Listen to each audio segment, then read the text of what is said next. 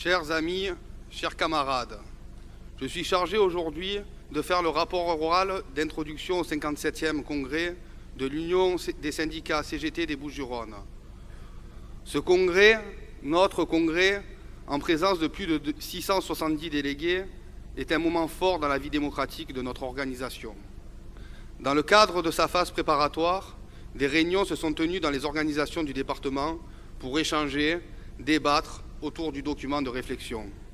Ces échanges vont se poursuivre pendant nos 3 jours de congrès, à la fois dans le cadre de la discussion générale, mais aussi avec les 3 débats, pacte de progrès social, socle revendicatif commun pour la satisfaction de tous et de chacun, quelle organisation CGT au service de notre démarche revendicative, syndicalisme international, quels enjeux, quelles organisations. Permettez-moi un instant de revenir sur le document de réflexion, mais également sur ce rapport. Ils n'ont pas vocation à être exhaustifs, ce sont simplement des points d'appui pour lancer la discussion. Vos interventions seront donc autant d'éléments qui les complètent, les enrichissent.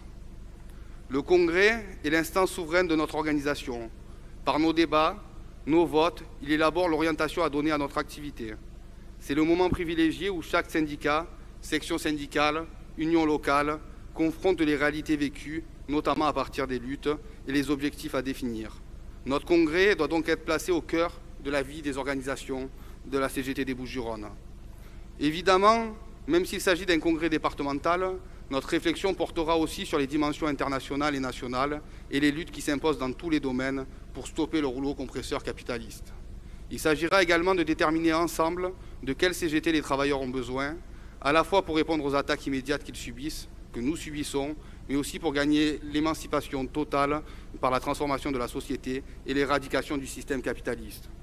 Nous pouvons enfin nous fixer comme objectif collectif de porter ensemble les axes et stratégies politiques que le Congrès aura définis pour les 3 années à venir.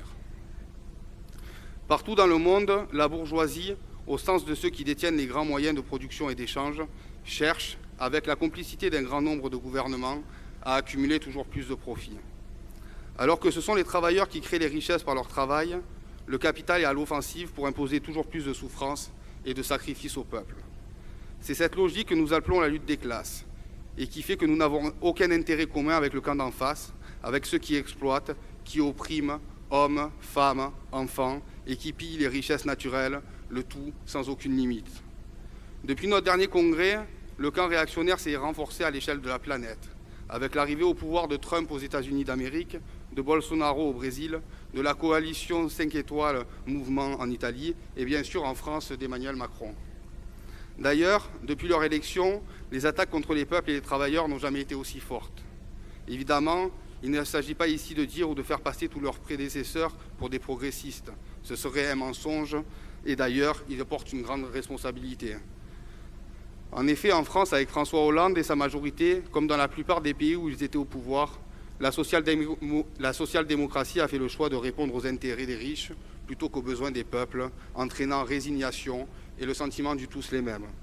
Au Brésil, l'interdiction faite à Lula de se présenter à l'élection présidentielle par la justice, le soutien des églises évangéliques et du patronat ont conduit Bolsonaro au pouvoir.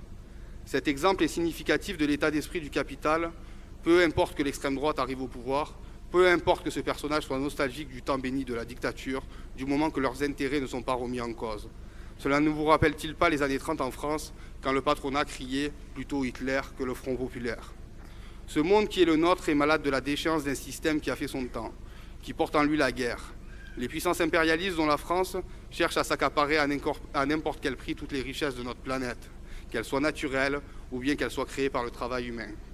C'est le sens des interventions militaires au Proche et Moyen-Orient, ainsi qu'en Afrique, qui n'ont comme unique but que de développer ou de défendre les intérêts multinationaux liés aux pays impérialistes.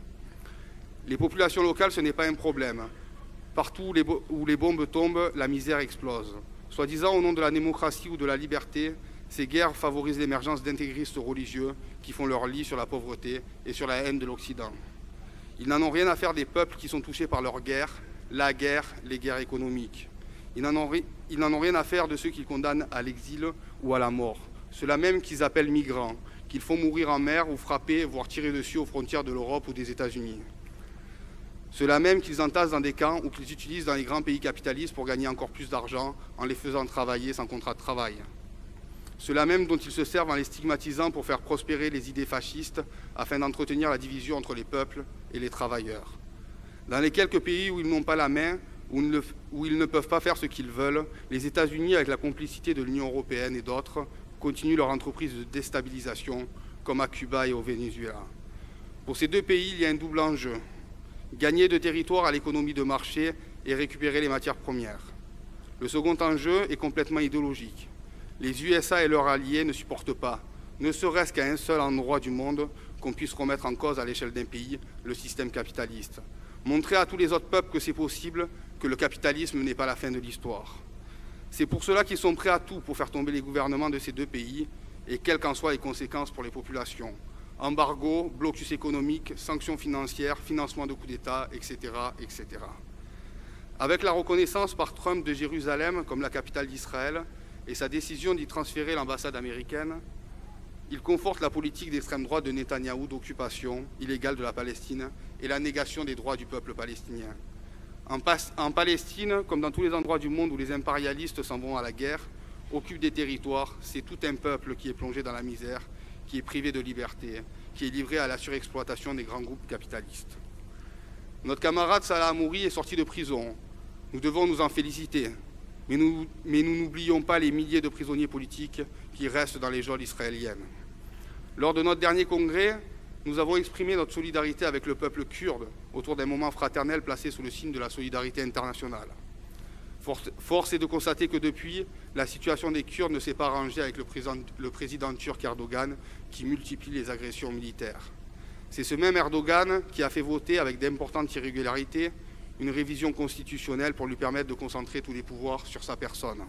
En Turquie, tous les droits fondamentaux et les libertés syndicales sont remis en cause, des milliers d'opposants croupissent en prison. Depuis le 22 février, le peuple algérien se soulève, revendiquant par millions la démocratie et la justice sociale. Après une première victoire avec le départ de Bouteflika, la mobilisation continue pour en finir avec tout le système en place.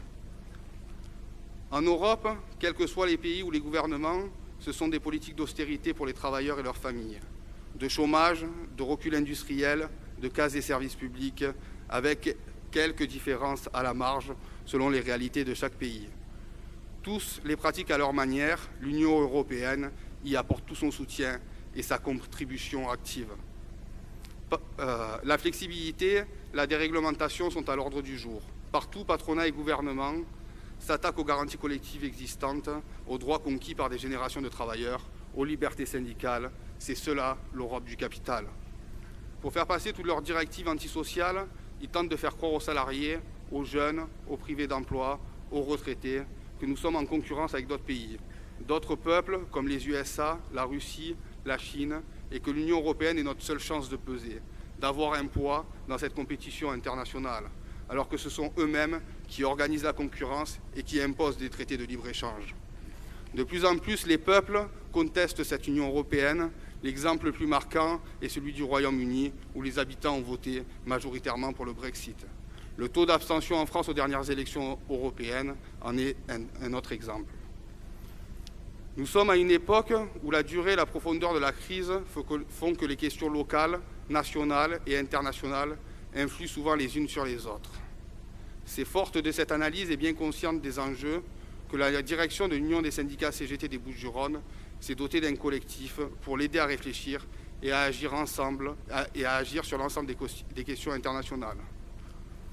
La direction sortante s'était fixée comme objectif qu'à partir de nos valeurs de paix, de solidarité, de droit des peuples à disposer d'eux-mêmes, nous développions des relations internationales avec les syndicats du pourtour de la Méditerranée, que nous travaillions à des initiatives de solidarité et d'action concrète, tout en veillant à ce que les quelques camarades qui s'occupent de ces questions-là ne deviennent pas les experts de notre union départementale, mais cherchent à chaque fois à associer le maximum d'organisations CGT du département.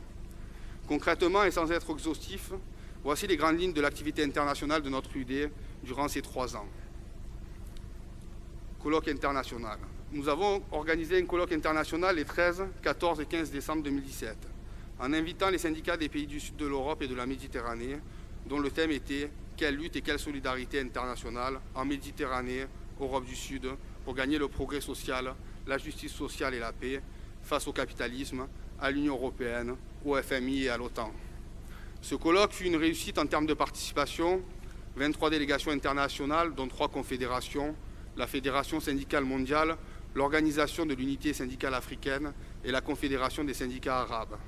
Des délégations issues de 14 pays, Algérie, Chypre, Espagne, France, Grèce, Italie, Liban, Monaco, Palestine, Portugal, Roumanie, Syrie, Tunisie et Turquie, soit plus de 40 délégués.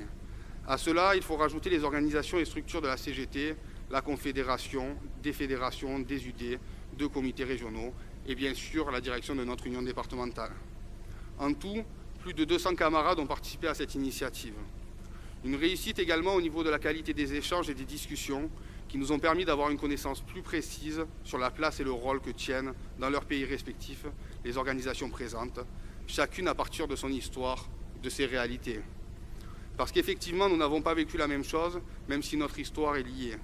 En effet, d'un côté, un passé de puissance coloniale pour les pays d'Europe de l'Ouest, et de l'autre côté, pour les pays du sud de la Méditerranée, des luttes majeures pour gagner leur indépendance, leur souveraineté contre le colonialisme. Pour conforter leurs intérêts géopolitiques, le contrôle et le pillage des richesses, le commerce, la maîtrise des corridors maritimes ou terrestres, les grands pays capitalistes continuent leur ingérence. C'est une des raisons qui fait que les syndicats des pays du sud de la Méditerranée ont un syndicalisme beaucoup plus axé sur la bataille contre l'impérialisme, pour l'autodétermination des peuples et la paix. Le syndicalisme international, c'est donc une démarche de réflexion, d'action et d'ouverture sur le monde, et tout particulièrement le monde syndical tel qu'il est. Nous avons tous convenu au colloque que si nous voulions jouer notre rôle, qu'on ne pouvait pas en rester que sur des paroles, des bonnes intentions, qu'il fallait des actes concrets pour mettre en œuvre nos objectifs communs. C'est ce qui a été fait pendant le colloque avec l'organisation des rassemblements devant la Bourse du Travail à Marseille, en soutien aux travailleurs grecs en grève générale ce jour-là. Mais encore la soirée fraternelle en solidarité avec le peuple palestinien, tout comme la déclaration commune des organisations présentes, la Palestine n'est pas seule. Puisque je suis à ce moment de mon rapport sur la question palestinienne, permettez-moi de m'arrêter un instant sur la campagne BDS, boycott, désinvestissement, sanctions à l'encontre de l'État d'Israël. Nous avons décidé lors du mandat précédent notre adhésion à cette campagne. Il s'agit aujourd'hui de continuer à y prendre toute notre part. Parce que nous nous rappelons de toutes les actions et de tous les moyens qu'il a fallu mettre en place pour en finir avec le régime d'apartheid en Afrique du Sud, parce que nous connaissons les souffrances imposées aux Palestiniens, qui sont une honte pour l'humanité, parce que nous savons que pour les faire bouger, il faut les toucher financièrement. Alors camarades, partout, faisons vivre la campagne BDS. Ce colloque international a également permis de créer de nouveaux liens de travail avec les organisations présentes ou de les renforcer pour celles avec qui nous en avions déjà. C'est particulièrement le cas avec la Fédération syndicale mondiale, l'USM de Monaco, l'USB d'Italie et le PAME en Grèce.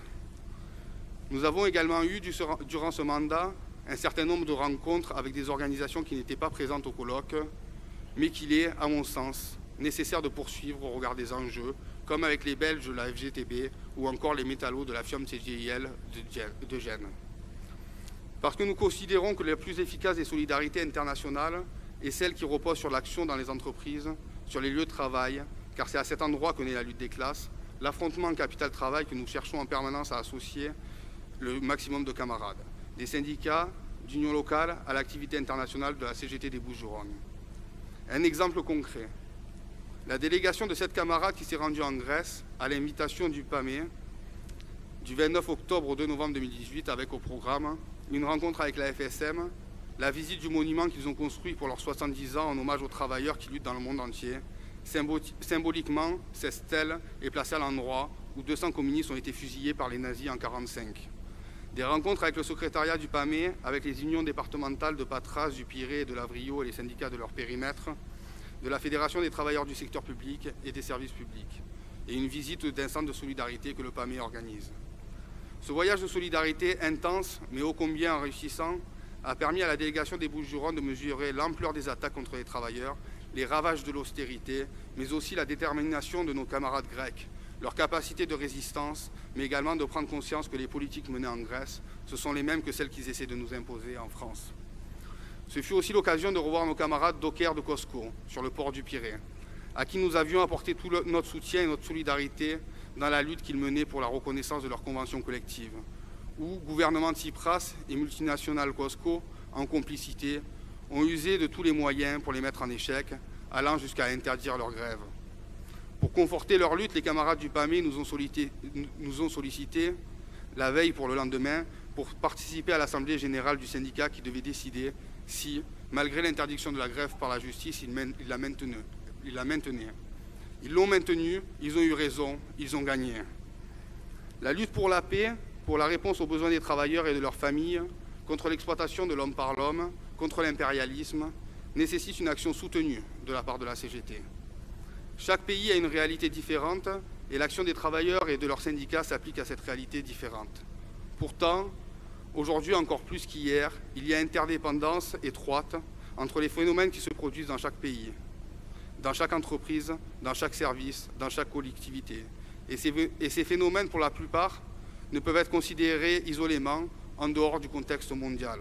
Ils reçoivent des solutions quelquefois différentes, mais ces solutions se répercutent à l'échelle mondiale. Il y a donc interaction. Nous devons donc considérer la solidarité internationale comme à la fois aide et intérêt réciproque.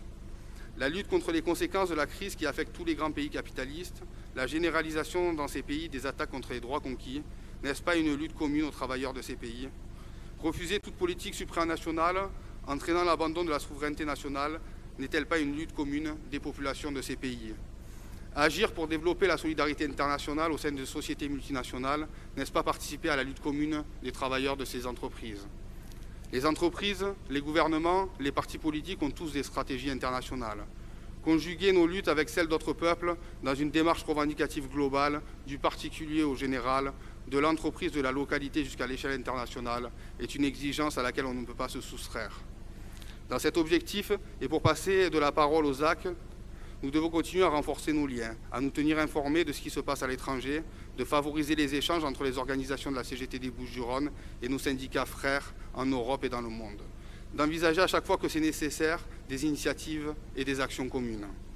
Le travail commencé dans un certain nombre d'organisations du département, dans les unions locales, les syndicats sur les questions internationales, doit être un point d'appui pour toute la CGT des Bouches-du-Rhône.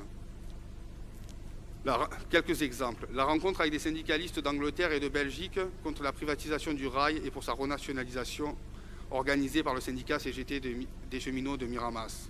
Des assemblées générales organisées dans les unions locales et syndicats en présence de syndicalistes étrangers. La participation des militants de notre département à l'initiative organisée par le comité régional à Montgenèvre en solidarité avec les réfugiés. Ou encore l'annonce du syndicat CGT des dockers du golfe de Fos qui, fidèle à son histoire, ne chargera aucune arme, aucune munition pour quelle guerre que ce soit. Cette histoire, ce combat des dockers contre la guerre et pour la paix n'est pas nouveau. Déjà, en 1950, les dockers marseillais paralysaient le port pour empêcher le chargement d'armes américaines à destination de l'Indochine.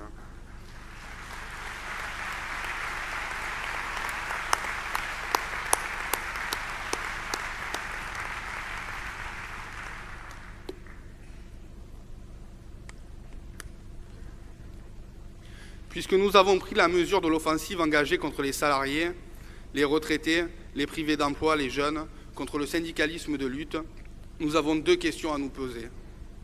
N'est-il pas possible au plan international, et plus particulièrement en Europe, de se rassembler, de travailler ensemble avec les organisations syndicales qui partagent nos valeurs, et ce, quelle que soit leur affiliation internationale?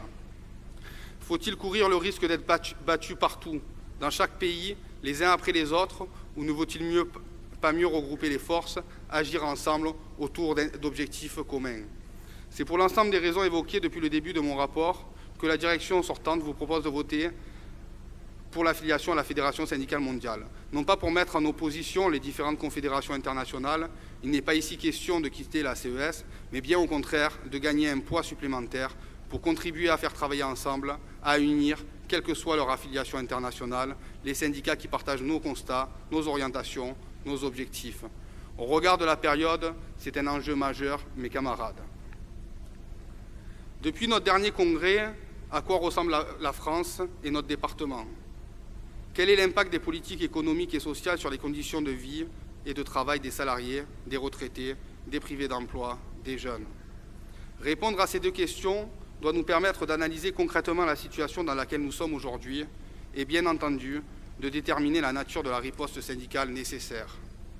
La crise continue à s'aggraver. C'est un recul social majeur qui est en cours. Le patronat et les forces du capital mènent une offensive de grande ampleur qui ramène la France des dizaines d'années en arrière. Les politiques industrielles, les politiques d'austérité affaiblissent les potentialités de notre pays et de notre département. Les inégalités s'accroissent, les pauvres sont plus nombreux et de plus en plus pauvres, tandis qu'à l'autre pôle, la richesse s'accumule.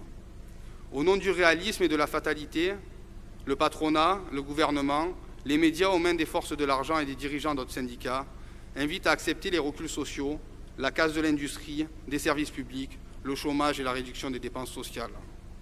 Le syndicalisme dit moderne serait celui de la résignation, du renoncement à défendre les revendications et les aspirations qui se heurtent de plein fouet aux décisions et aux choix que l'on tente d'imposer au pays. Le refus de s'attaquer aux principales causes de la crise s'accompagne d'une tentative d'envergure d'adaptation en profondeur de la société à cette crise. Pour que l'on se comprenne bien, ce n'est pas la crise de la société en général, mais la crise de la société capitaliste. Elle n'a pas pour cause le manque de chance ou la faute de tout le monde. Elle a pour cause l'inadaptation d'un système périmé aux besoins des peuples. L'exigence du profit, de la recherche exclusive de la rentabilité financière immédiate et maximale, au détriment des besoins réels du plus grand nombre, c'est bien cela à l'origine de la crise. Tout est visé, tout le monde est concerné. Tout doit devenir flexible, individualisé. L'emploi, la durée du travail, le salaire, la protection sociale, l'indemnisation du chômage, rien ne doit y échapper. La rentabilité du capital est à ce prix et les statuts, les conventions et garanties collectives sont l'objet d'une attaque en règle, comme le sont tous les textes, toutes les dispositions qui tendent à protéger le salarié ou à l'aider à se défendre. Tordre le cou au modèle social français ou défaire méthodiquement le programme du Conseil national de la résistance, comme les représentants des forces de l'argent le disent, cela signifie concrètement la casse de la fonction publique et donc de tous les services publics, au travers notamment du programme CAP 2022, avec les lois Blanquer, Buzyn, Dussopt et Soct, la loi Pacte et les réformes des lycées et de l'accès à l'université, les fusions annoncées métropole-conseil départemental, la mise en place des groupements hospitaliers de territoire, etc. La casse du secteur des transports, de l'énergie, la transition énergétique et réforme 2018 de la SNCF qui entraîne la circulation de milliers de camions, de millions de voitures au détriment des trains et des transports en commun. La casse de notre sécurité sociale par la suppression des cotisations sociales et leur transfert sur la CSG qui auront pour effet de transférer le financement de la sécurité sociale sur l'impôt et à terme à sa privatisation au travers des mutuelles, des institutions de prévoyance et des assurances. La future réforme sur les retraites, la diminution des prestations comme les APL et des remboursements sur les médicaments, les risques de fusion entre les finances publiques et l'URSSAF, la réforme sur l'assurance chômage, etc. La casse des droits et des garanties collectives, après les lois Macron, Rebsamen et El Khomri du gouvernement Hollande, des mesures des plus réactionnaires ont été décrétées par voie d'ordonnance. Loi Travail 2, la suppression des CHSCT, les ruptures conventionnelles collectives. Autant de mesures qui faciliteront la destruction des emplois et la dégradation des conditions de travail. La casse de la loi Bichet de 1947, qui est l'un des piliers de notre liberté d'expression, ce gouvernement projette donc de modifier profondément cette loi qui a permis le pluralisme de l'information grâce à la péréquation des coûts en mettant au même niveau de diffusion un titre détenu par un milliardaire de l'armement ou de la finance et un titre indépendant. L'ampleur et le niveau de la taxe sont sans précédent.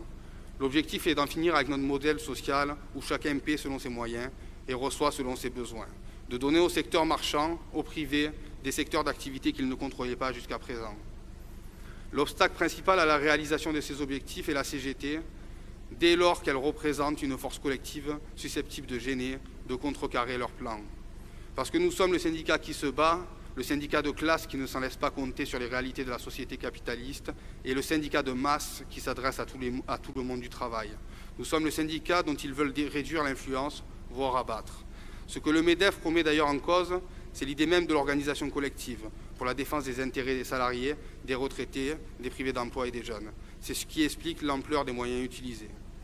Pour tenter de faire taire toute opposition à leur politique, gouvernement et patronat utilisent les méthodes les plus réactionnaires.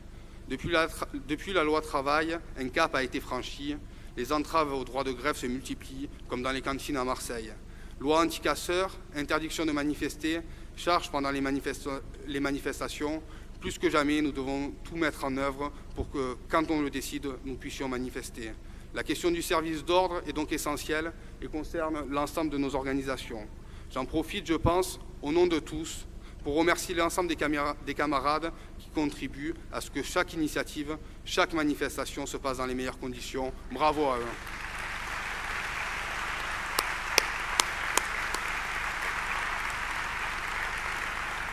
On profite pour voir.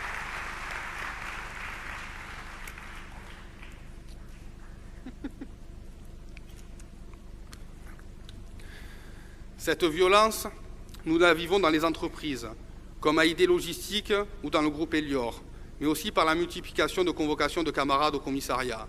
Par exemple, dans la dernière période, les camarades de l'imprimerie de Vitrolles, de Prestalis, du port, du comité chômeur ou de la direction de notre UD.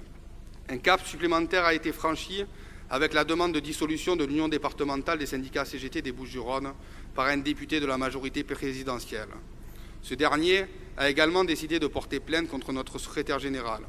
C'est vous dire la haine qu'ils ont, car personne ne nous fera croire qu'il a fait ça seul dans son coin. Si nous les gênons à ce point, c'est que notre activité, notre démarche, notre stratégie ne doivent pas être si mauvaises que ça.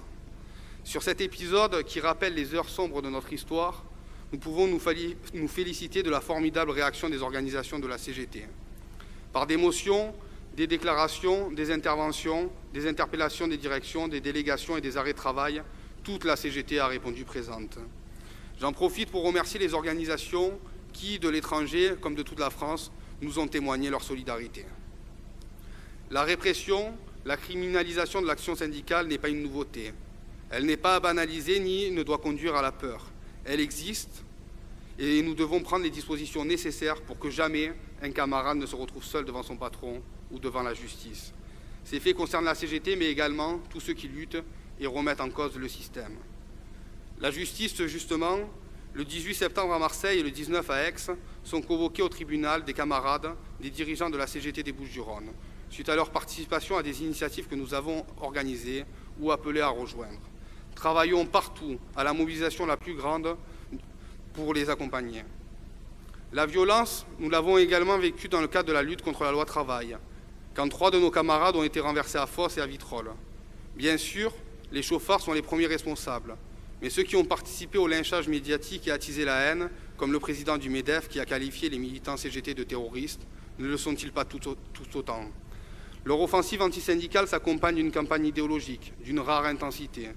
Relayés par la presse qu'ils possèdent, ils usent de tous les clichés, nous faisant passer pour une force du passé, dépassée, que la lutte collective ne serait plus d'actualité. D'où l'importance de notre combat qui doit se poursuivre pour assurer la survie, la lecture et la diffusion des journaux de notre camp, comme l'Humanité et la Marseillaise. Ils ont un talent certain pour détourner les idées, les réalités, les mots, ou même en inventer de nouveaux. Ils ne licencient plus, ils font des plans de sauvegarde de l'emploi. Les cotisations sociales sont devenues des charges. C'est au nom de la modernité que nous devrions accepter la fermeture d'entreprises, de services publics, la baisse des salaires et des pensions. Le MEDEF et ses alliés seraient maintenant plus que quiconque attachés à la liberté des travailleurs. Ils chercheraient en permanence à répondre à nos aspirations. Pourtant, nous le savons tous ici, le système capitaliste est une machine à broyer les salariés. Ce qu'ils cherchent, c'est l'individualisme, au sens de l'égoïsme, le repli sur soi, la division du monde du travail, dresser les salariés les uns contre les autres. L'individualisation du salaire, des avancements, c'est la règle du choix à la tête du client. En fait, il n'y a rien de plus vieux que ces méthodes patronales. C'est bien par l'action collective que les salariés, quelle que soit leur qualification, leur position dans l'entreprise, peuvent se faire respecter, obtenir et ou préserver des garanties collectives. Le « je m'en sortirai tout seul », ce n'est pas qu'une question de morale, c'est une illusion. Car en face des travailleurs isolés, le pouvoir, c'est le patronat qui le détient. Les camarades qui tiennent les permanences juridiques dans les unions locales, les conseillers prud'hommes, peuvent en témoigner. Autre méthode d'un autre temps, le lean management, mais encore les réunions d'équipe, de service où tout le monde serait égal. Ou comment utiliser l'esprit d'initiative en faisant oublier la réalité des rapports sociaux, en mettant de côté les syndicats. Au final, les salariés contribuent à leur propre exploitation. Tout comme les services publics, les activités industrielles sont attaquées.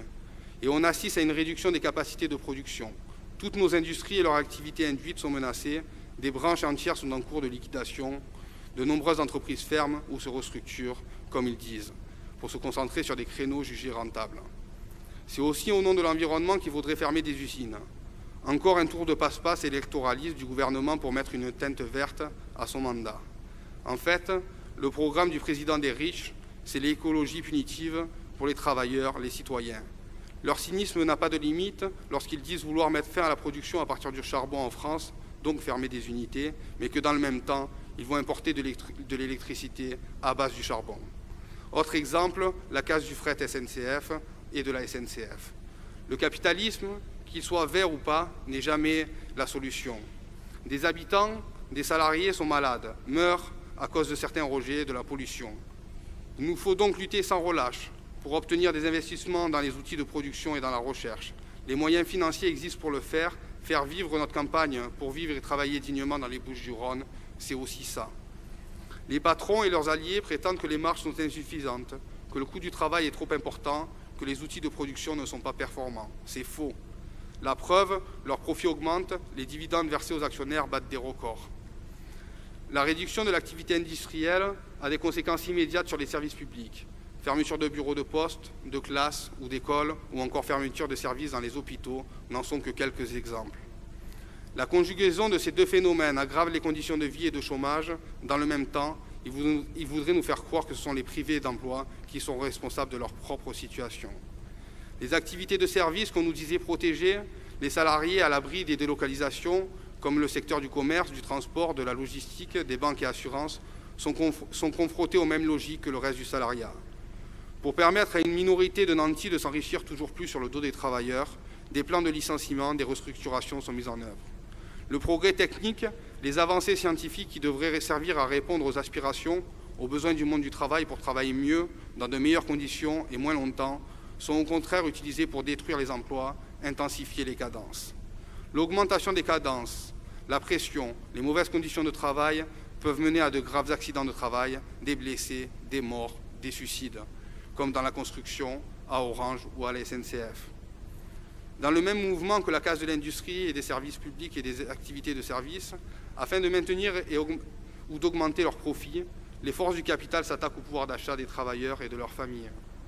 Avec des lois qui permettent aux entreprises de déroger aux accords de branche, d'obliger des salariés à travailler plus sans gagner plus, le blocage des salaires et du SMIC, le gel du point d'indice à la fonction publique, les pensions des retraités qui sont bloquées et désindexées, l'allocation chômage sans relâche attaquée, du gel des salaires, des pensions, des traitements à la réduction des minima sociaux, du licenciement à l'exclusion du système social français, c'est toute une partie de la population qui se retrouve aux portes de la pauvreté ou dans la misère.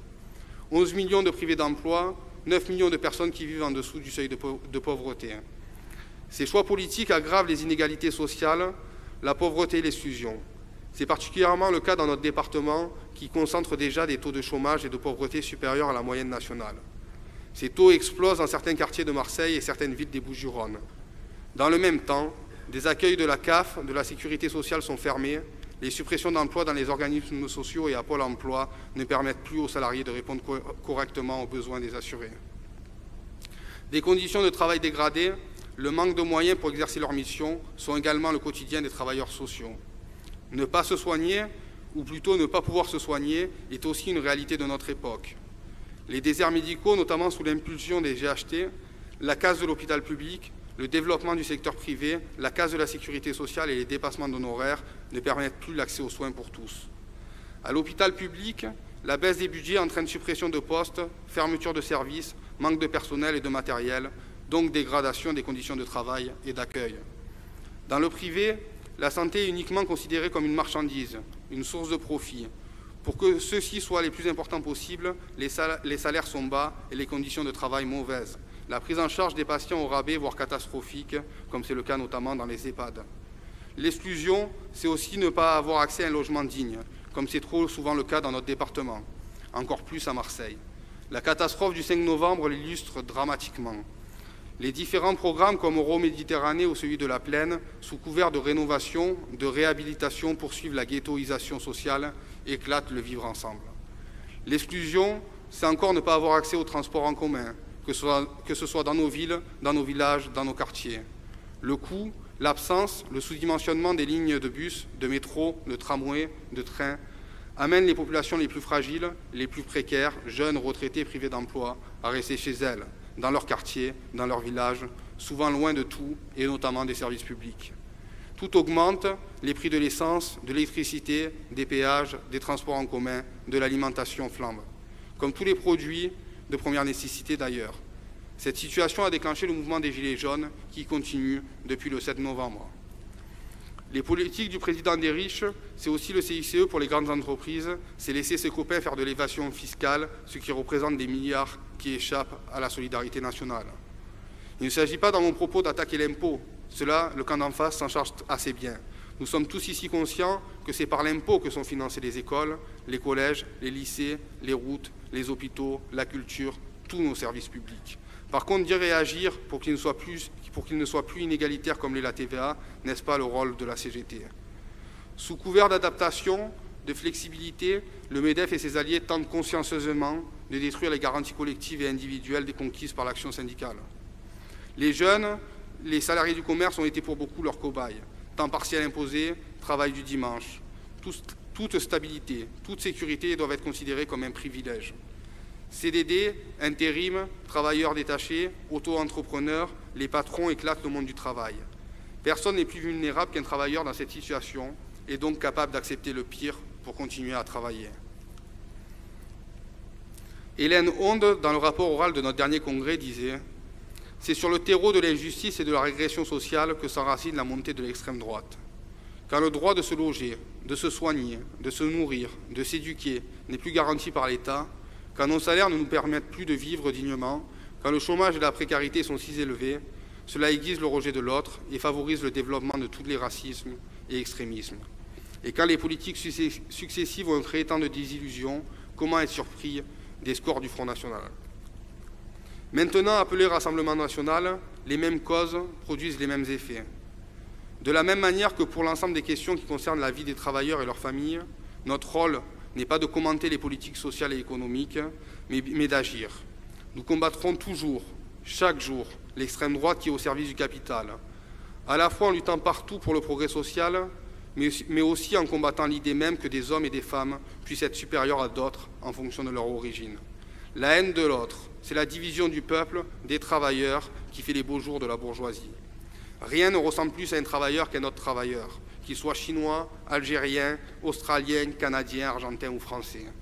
Alors que tout l'oppose à un grand patron qui s'appelle Mittal, Bezos ou Arnaud. Les attaques contre le monde du travail prennent diverses formes. Elles viennent également du côté où logiquement on s'y attend le moins, puisque normalement ils sont censés représenter les travailleurs. Par leur action ou inaction, certains syndicats y participent à des degrés divers. En effet, les réunions dites de dialogue social, les concertations, encore de nouveaux mots, n'ont à leur ordre du jour que le cahier revendicatif du patronat. Ce simulacre de négociation, sans rapport de force, n'a qu'un seul objectif, celui de décider de combien d'emplois vont être supprimés, quels droits aux garanties collectives vont disparaître. N'est-ce pas là une perversion de l'idée même de négociation sociale, voire du syndicalisme? Lorsque l'on entend certains qui se disent syndicalistes reprendre les idées du capital, en affirmant que le SMIC, les salaires ou les pensions ne peuvent pas être augmentés, que la grève s'est dépassée, qu'elle met en danger les entreprises, alors mes camarades, nous pouvons l'affirmer, nous n'avons rien à voir avec cette conception du syndicalisme, du rapport de force, ni même avec ces individus. Ce qui n'empêche en rien de travailler sans relâche à l'unité des travailleurs, syndiqués et non syndiqués, sur la base des contenus clairs, porteurs de progrès social, ce qui peut permettre de gagner l'unité syndicale que nous considérons comme un moyen d'efficacité supplémentaire et non comme un but. On le voit, cela fait une multitude de forces qui convergent d'une manière ou d'une autre pour attaquer la CGT et le monde du travail. Nous serions irresponsables de ne pas le voir, de ne pas le dire. Reste le plus important, ce qui au fond est vraiment en cause. Nous assistons à une des plus violentes offensives du capital pour réduire ou détruire la CGT afin de pouvoir atteindre leur objectif, détruire tous les conquis sociaux. Comprendre la nature et le but véritable de cette attaque globale, c'est comprendre les conditions dans lesquelles nous nous trouvons et le niveau de mobilisation qu'il faut atteindre pour la contrer. Pas plus que nous exagérons la portée de cette offensive, il n'est pas question de sous-estimer nos capacités d'y répondre. Depuis 3 ans, des grèves, des manifestations ont été menées dans le pays, dans les branches professionnelles, les entreprises, services et collectivités de notre département. Beaucoup, notamment dans les entreprises, ont permis d'imposer des reculs au patronat, de gagner des emplois, des augmentations de salaire, d'autres de gagner du temps. De toute façon, dès qu'il y a lutte, grève, mobilisation des travailleurs, notre camp marque des points face au capital. Dans les Bouches-du-Rhône, ce sont des milliers de travailleurs qui, au cours de ces 3 années, ont relevé la tête. Des foyers de lutte partout, dans tous les secteurs, pour pouvoir vivre et travailler dignement.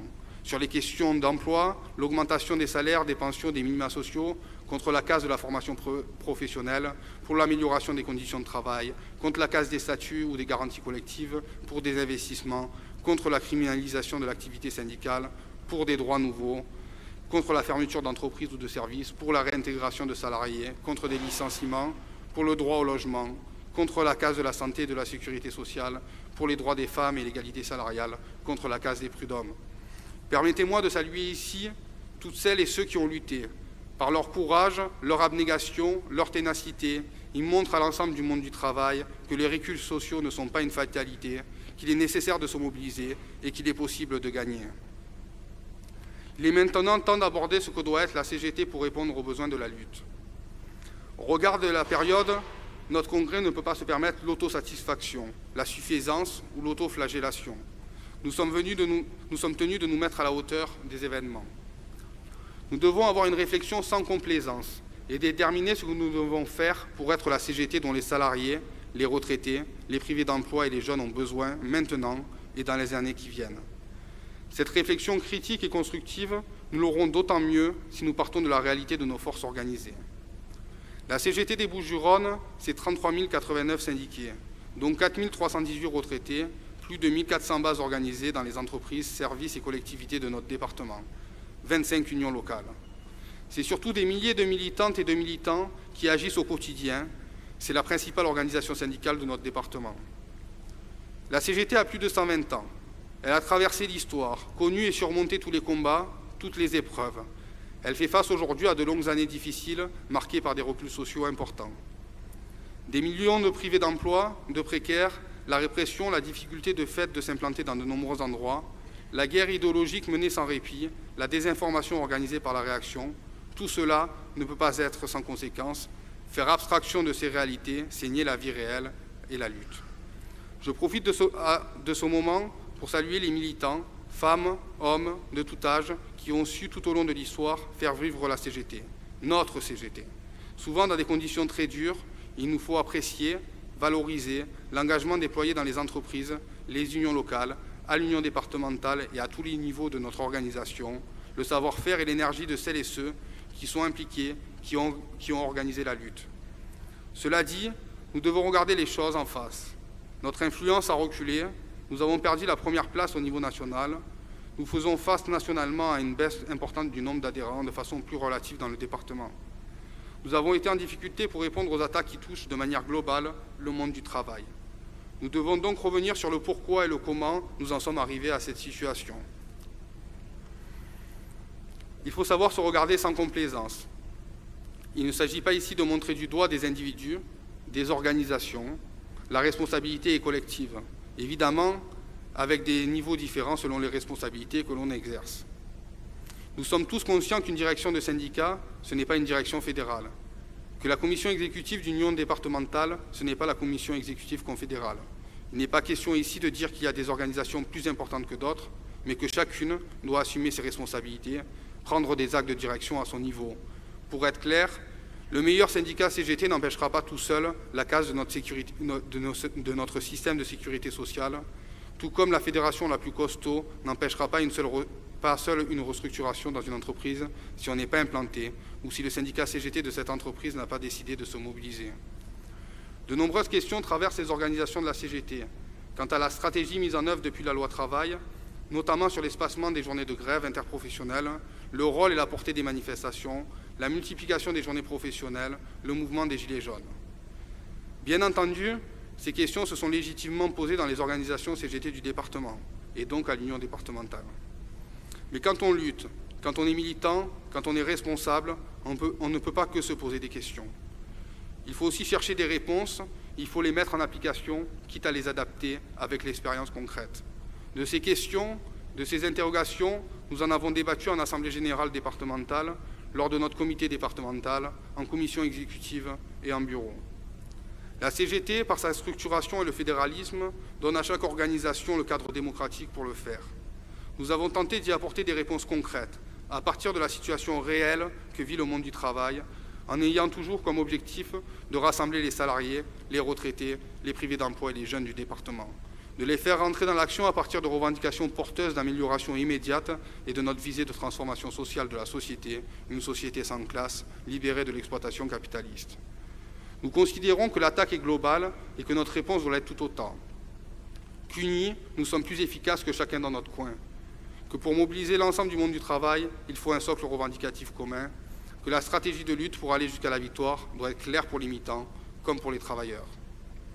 Les propositions que nous avons portées lors des CCN, que nous avons écrites, n'avaient comme objectif que celui de contribuer, d'aider, de prendre toute notre part dans ce combat.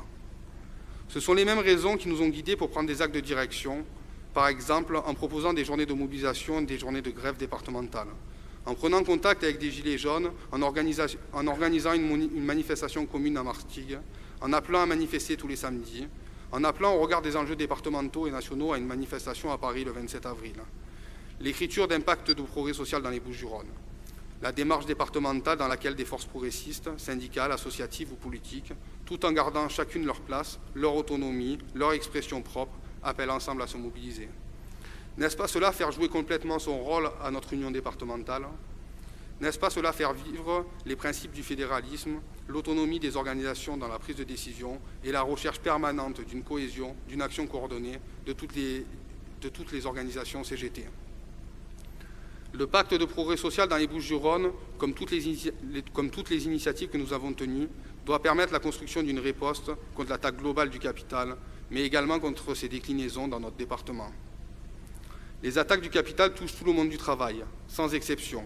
Une offensive idéologique massive de division des travailleurs se poursuit.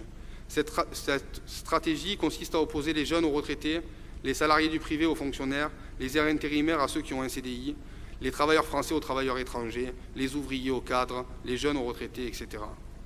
Pourtant, personne n'a autant d'intérêt à s'unir avec un travailleur qu'un autre travailleur.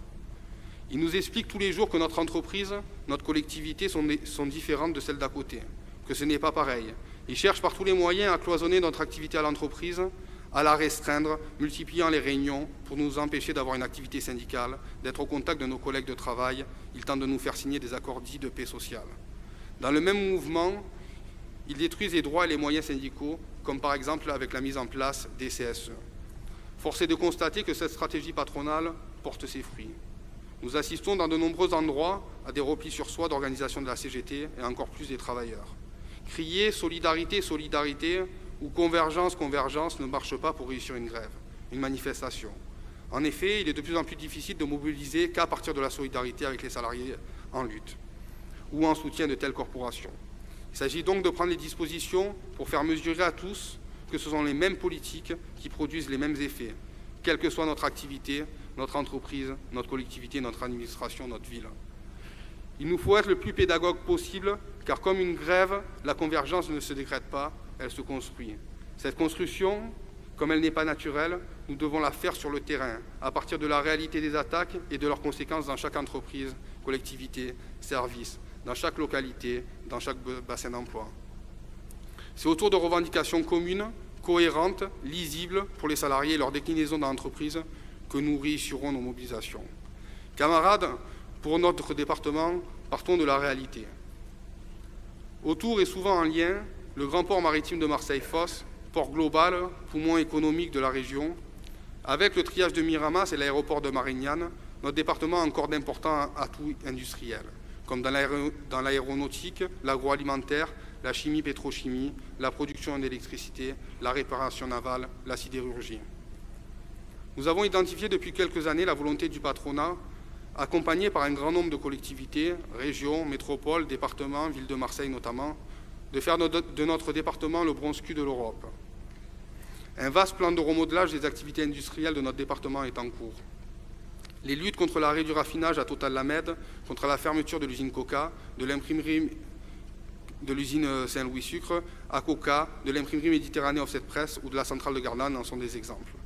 Comme tout est lié, l'arrêt d'une activité, la fermeture d'une usine a immédiatement des conséquences sur les autres. Nous appelons cela l'effet domino. Des conséquences également sur l'ensemble des salariés sous-traitants et des activités induites. Des conséquences sur les services publics et les services en général. Ces conséquences, il s'agit de les matérialiser, de les rendre concrètes pour les travailleurs.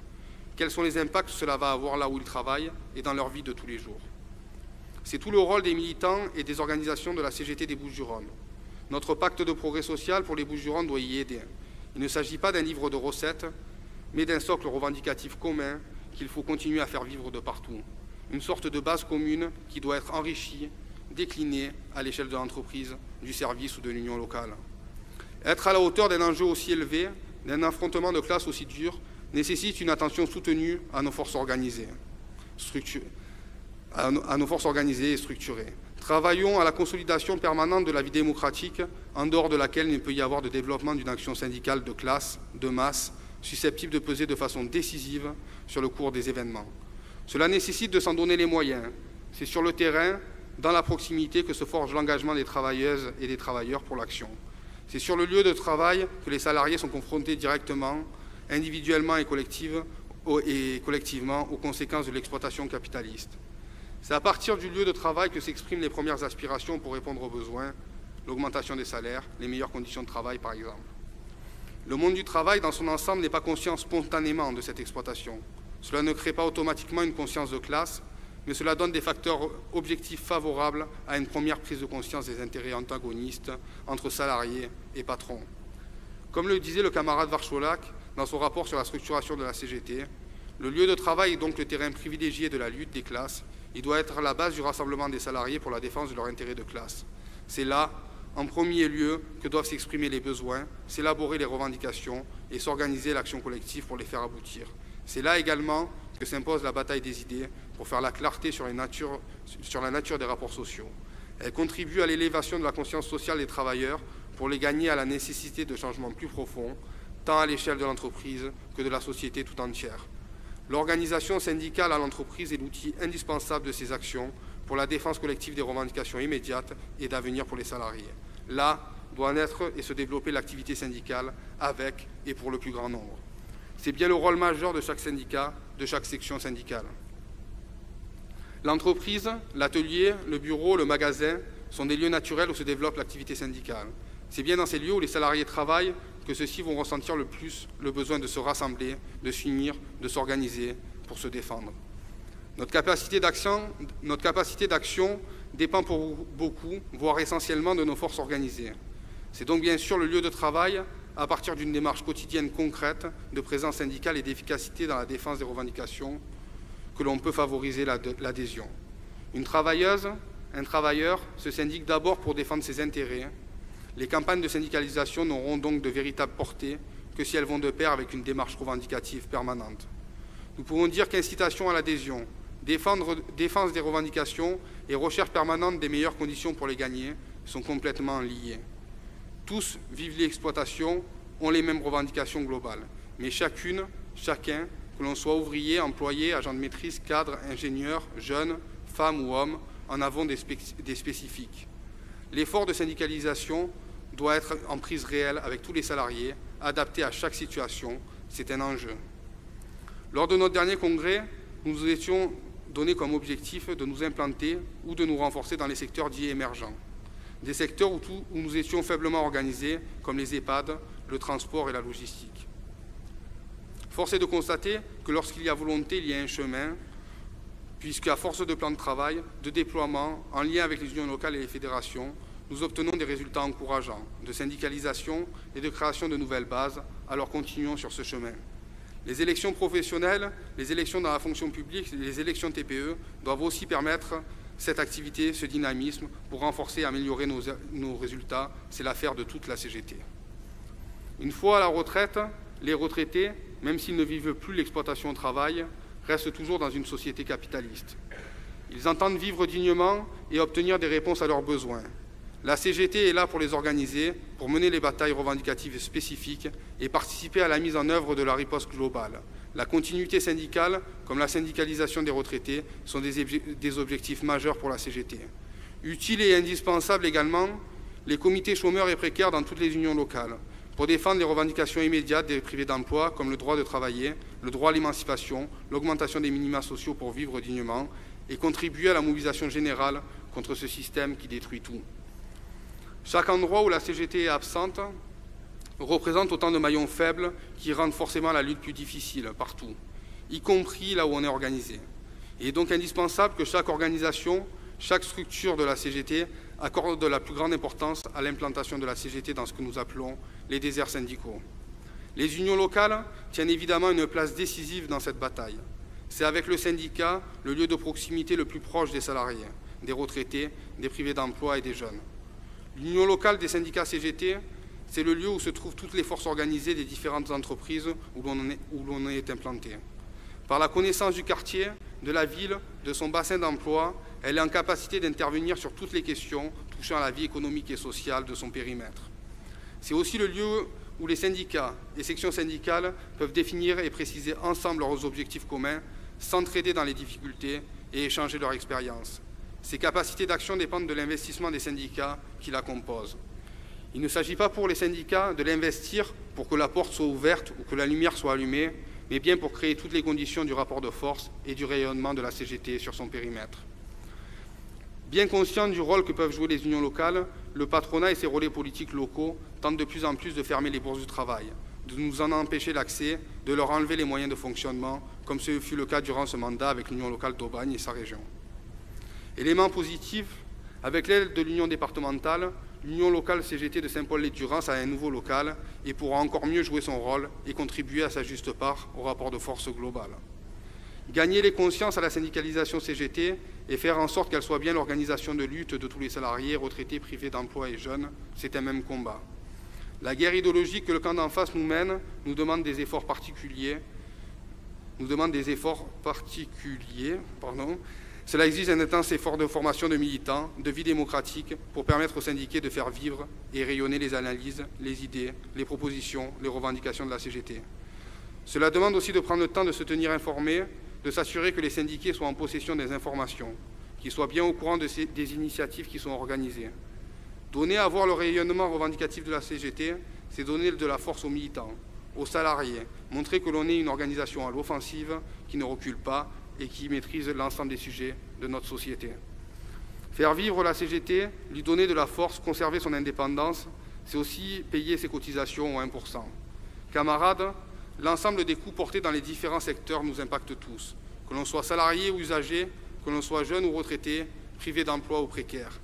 Les luttes de ces dernières années, comme contre la loi travail, avec les grèves reconductibles de plusieurs semaines dans la chimie, la pétrochimie, au port, dans les déchetteries, à l'incinérateur, à la mairie de Port-de-Bouc ou à la RTM par exemple, les grèves contre la case de la SNCF, de l'énergie, les grèves de ces dernières semaines dans la fonction publique, aux chèques postaux, dans les ports et docks, les grèves en cours contre la case des urgences et de l'hôpital public, contre la case de la distribution de la presse, contre la case de l'éducation, contre la fermeture de Saint-Louis-Sucre, la grève des salariés de la centrale de Gardanne depuis le 7 décembre contre la fermeture de leur site, toutes les luttes, toutes les grèves, toutes les victoires comme au conseil départemental avec la titularisation de 300 précaires, la rouverture de la forme 10 sur le port, sont autant de points d'appui qui, si nous faisons vivre la CGT, si nous travaillons ensemble, syndicats, unions locales, unions départementales, comités régionaux, fédérations et confédérations, chacun en menant ce qu'il peut, en cherchant toujours à faire le maximum, alors camarades, oui, nous gagnerons contre les projets de casse de la fonction publique et des services publics,